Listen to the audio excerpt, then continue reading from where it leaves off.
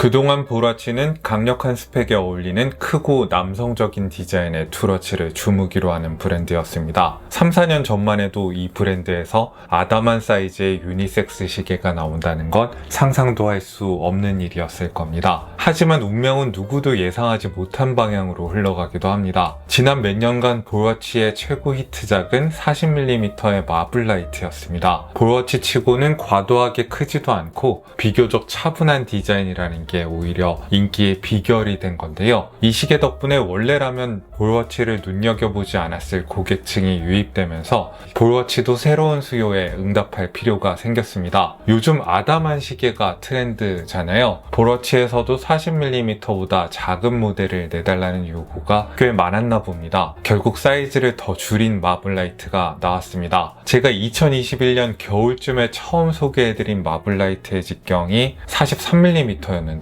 새로운 마블라이트의 직경은 36mm입니다. 3년이 채 안 되는 시간에 직경이 7mm가 줄어든 겁니다. 실물을 보기 전에는 걱정을 많이 했습니다. 볼워치가 아담한 사이즈의 시계를 자주 내봤던 브랜드도 아닌데다가 유니섹스 모델을 잘못 내면은 남자 시계라기엔 작고 여자 시계라기에는 큰 누가 차기에도 애매한 사이즈가 될 수 있으니까요. 잘 모를 때는 반에서 1등하는 친구를 따라하라는 이야기 혹시 들어보신 적이 있으신지 모르겠습니다. 이번에 볼워치가 딱 그렇게 했습니다. 케이스와 브레이슬릿의 비율을 보니까 역사적으로 가장 성공적이었던 36mm 시계를 다분히 참고한 것 같은데요. 이번 모델에서 익스플로러나 데이저스트를 떠올리는 게 저만은 아닐 거라고 확신합니다. 사이즈 관련 수치들이 그 시계들과 상당히 비슷한데요. 그게 마블라이트의 디자인 기조와도 잘 맞아 떨어집니다. 러그트러그의 길이가 다소 짧은 듯한 42mm인데요. 브레이슬릿의 엔드링크의 가운데 부분이 튀어나와 있는 설계 때문에 체감 러그트러그는 43이나 44 정도를 생각하시면 됩니다. 두께는 12.2mm가 됐고요. 미드 케이스 부분을 더 얇게 설계해서 수치보다 좀 더 체감 두께를 줄여놨습니다. 러그는 케이스에 비해 큰 듯한 20mm로 잡은 대신에 브레이슬릿의 너비를 20mm로 시작해서 16mm로 속도감 있게 줄였습니다. 가운데 링크가 튀어나와 있는 근육질 브레이슬릿은 시계의 존재감을 부각하는 효과가 확실히 있습니다. 케이스는 36mm니까 작은데 제 17cm 손목에서도 충분한 존재감을 발휘하는 것 같습니다. 사이즈를 줄였다고 해서 스펙에 다운그레이드가 있는 건 아닙니다. 100m의 방수 성능의 스크루다운 크라운을 장착하고 있고요. 내충격 기능과 1000가우스 항자성 성능, 그리고 많은 분들께서 좋아하시는 무지개 색상의 트리튬 튜브 야광까지 그대로 들어가는데요. 어떻게 된 건지 40mm 모델보다 두께가 0.6mm 정도 줄었습니다.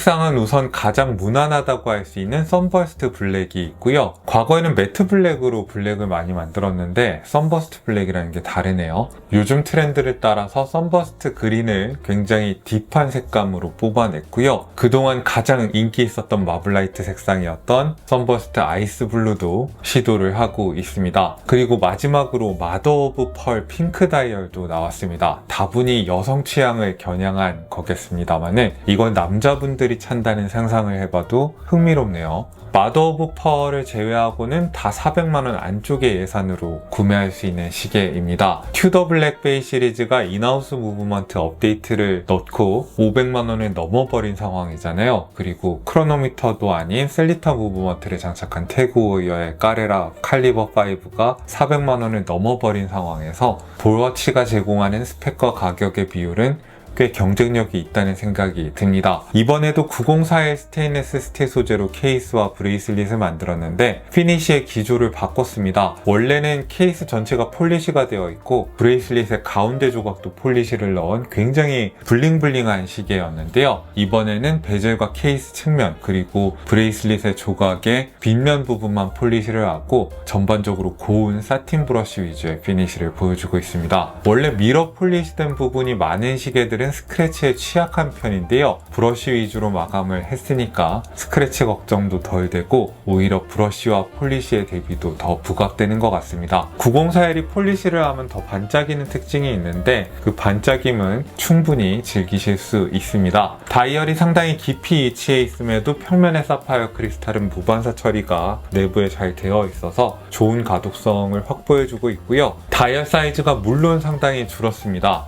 그렇지만 트리튬 야광 튜브의 크기는 줄어들지 않은 것처럼 보이는데요. 그래서 다이얼이 확실히 좀 더 오밀조밀해졌습니다. 트리튬 야광이 시간 인덱스에만 들어간 게 아니라 샌드위치 형태로 들어간 눈금에도 다 들어가 있습니다. 그래서 불이 꺼졌을 때 환상적인 무지개 라이트 쇼를 보여줍니다. 볼워치의 야광은 트리튬을 이용하기 때문에 밝은 곳에서 축광을 하지 않아도 꾸준하고 일정한 밝기로 빛난다는 특징이 있습니다. 트리튬의 반감기는 12.5년인데요. 12.5년 뒤에 야광 기능이 완전히 소멸한다는 뜻이 아니라 밝기가 지금의 50% 정도로 줄어든다는 뜻입니다.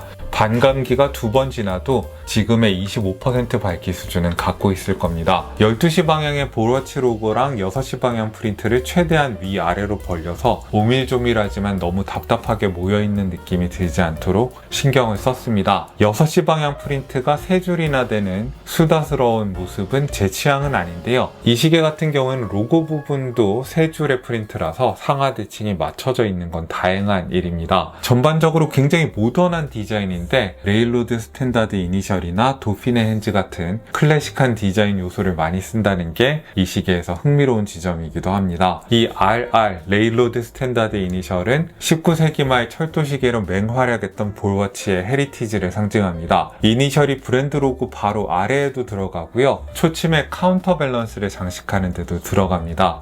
그리고 이걸로 부족했는지 크라운의 정면에도 이 이니셜이 각인되어 있습니다. 이번에도 3시 야광 인덱스의 크기를 줄이고 날짜창을 넣었고요. 날짜창 돋보기를 유리에 붙여서 확대를 했습니다. 이런 날짜창 돋보기 디자인을 좋아하진 않지만은 최소한 볼워치는 제대로 확대되는 돋보기를 정렬에 맞춰서 넣기는 합니다. 6시 인덱스 좌우로 트리튬을 뜻하는 T와 스위스 메이드라는 문구가 조그맣게 들어갔습니다. 셀리타의 SW200-1 오토매틱 무브먼트로 구동하고 있고요. 파워 리저브는 38시간으로 아쉬운 편이지만은 코스크 인증을 받은 높은 정확도로 그 아쉬운 점을 만회하려고 하는 시계입니다. 1호차는 -4에서 +6초 수준을 기대하시면 되겠습니다. 케이스백에는 철도시계 헤리티지를 다시 한번 강조하기 위해서 증기기관차 그림을 넣었는데요. 40mm 모델과 비교하면 기차의 퀄리티가 아주 좋아졌습니다. 기념 메달로 써도 좋을 정도로 좀 더 입체적이고 디테일이 많은 증기기관차가 표현되어 있습니다. 색상별로 1000개 한정판이라서 한정판의 숫자도 케이스백에 들어 있습니다. 늘 말씀드리지만은 볼워치의 브레이슬릿은 애증의 존재입니다. 착용감이나 피니시는 가격대에 경쟁자가 없을 정도로 좋습니다. 다만 클래스프 시스템이 묘하게 불편한데요. 다소 꽉 잠기는 경향이 있는데 푸셔가 없어서 열기가 까다로울 수 있습니다. 요령이 있는데요. 이렇게 손가락을 넣고 풀어야 잘 풀립니다. 나사를 통해서 길이 조정을 하는 실체감 있는 브레이슬릿을 달았고요. 클래스프의 미세 조정 기능은 없지만은 짧은 조각이 있어서 불편하지 않을 정도로 정확하게 길이 조정을 할 수 있습니다. 자, 이렇게 해서 36mm로